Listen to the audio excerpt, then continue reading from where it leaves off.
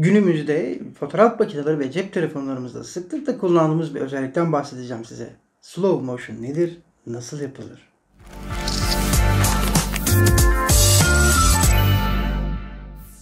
Film yapımında zamanın yavaşlamış gibi görünmesini sağlayan bir etkidir.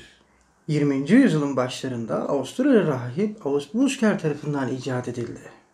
Bu yüksek hızda kameraların kullanılması ve ardından bu tür kameralar tarafından üretilen görüntüleri 30 FPS gibi normal bir hızda veya Twixtor gibi yazılım eklentilerinin kullanımıyla post prodüksiyonda oynatma yoluyla gerçekleştirilebilir. Tipik olarak bu stil her film karesinin oynatılacağından çok daha hızlı bir hızda çekilmektedir. Normal hızda oynatıldığında zaman daha yavaş ilerliyor gibi görünür. Slow motion yani yavaş çekim film oluşturmak için kullanılan bir terimdir. Eski bir kamerayı normalden 24 kare daha fazla elle kranklamayı ifade eder. Normal kaydedilmiş görüntüleri daha hızlı bir şekilde oynatarak da yavaş hareket elde edilebilir. Bu teknik filmden çok anında yeniden oynatılan videolara uygulanır. Mevcut bilgisayar yazılımı son işlemlerini Twixtor gibi programlarla kullanarak yaygınlaşan üçüncü bir teknik dijital olarak enterpolasyonunu üretmektir. Gerçekten çekilmiş hareketler arasında sorunsuz geçiş yapmak için kareler. Hareket, teknikler birleştirilerek overclocked çerçeveler arasında interpolasyon yapılarak daha da yavaşlatılabilir. Modern film yapımında ağır çekim genellikle her yerde bulunur.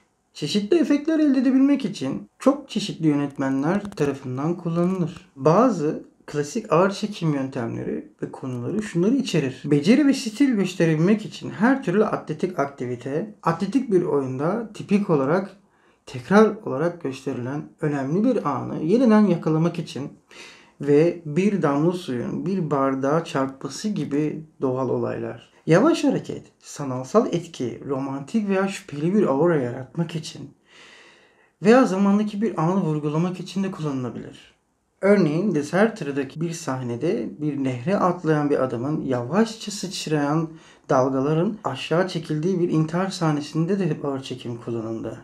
Diğer bir örnek ise John Woo'nun aynı tekniği bir uçan güvercin sürüsünün hareketlerini kullandığı Face Off. Matrix efekti birden fazla kamera kullanılarak aksiyon sahnelerine uygulamada ve diğer sahnelerde ağır çekim ile canlı aksiyon karşılaştırmasında belirgin bir başarı elde etti.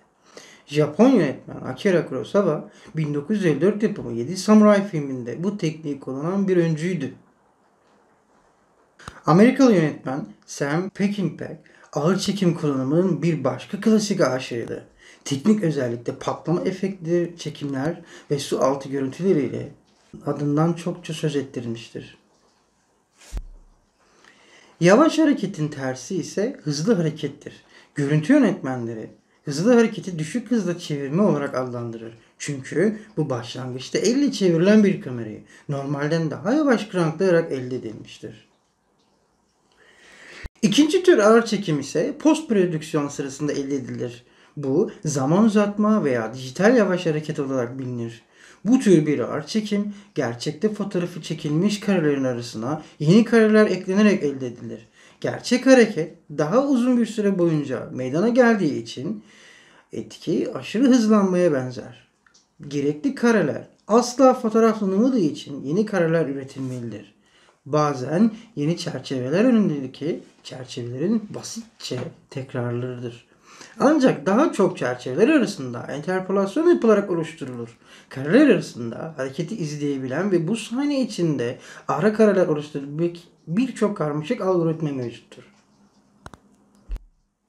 Yarı hıza benzer ve gerçek ağır çekim değildir. Sadece her karenin daha uzun süreli görüntüsüdür. Aksiyon filmlerinde ise Matrix tarafından popüler hale getirilen meşhur kurşundan kaçma efektinin yanı sıra ağır çekim aksiyon filmlerinde de dramatik efekt için yaygın olarak kullanılır.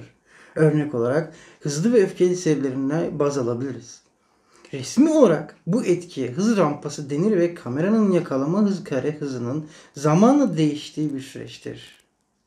Örneğin 10 saniyelik yakalama sırasında yakalama kare hızı saniyede 24 kare, standart film hızında oynatıldığında ise saniyede 60 kareden saniyede 24 kareye ayarlanırsa benzersiz bir zaman manipülasyon efekti elde edilir. Televizyonculuk yayın hayatında ise ağır çekim spor yayıncılığından yaygın olarak kullanılmaktadır ve bu alandaki kökenleri televizyonun ilk günlerinden kadar uzanmaktadır. Gelen anlık tekrarlar, yavaş hareket yorumları artık yaygın ayrıntılı olarak hareket göstermek için kullanılır. Photo finish gibi. Kısacası slow motion'ın geçmişten günümüze olan nasıl gelişimini sağladığını ve nasıl oluştuğunu anlatmaya çalıştım. Günümüzde özellikle cep telefonlarında kullanmaya devam ettiğimiz slow motion yani ağır çekim efekti hayli revaçta olup elimizden sıklıkla düşürmediğimiz bir efekt olsa gerek. Sizlere burada bu videomda slow motion'ın ne olduğunu ve nasıl yapıldığını anlatmaya çalıştım. Umarım beğenmişsinizdir. Bu videoyu beğenmeyi ve kanalıma abone olmayı unutmayın. Bir sonraki videoda görüşmek üzere. Hoşça kalın.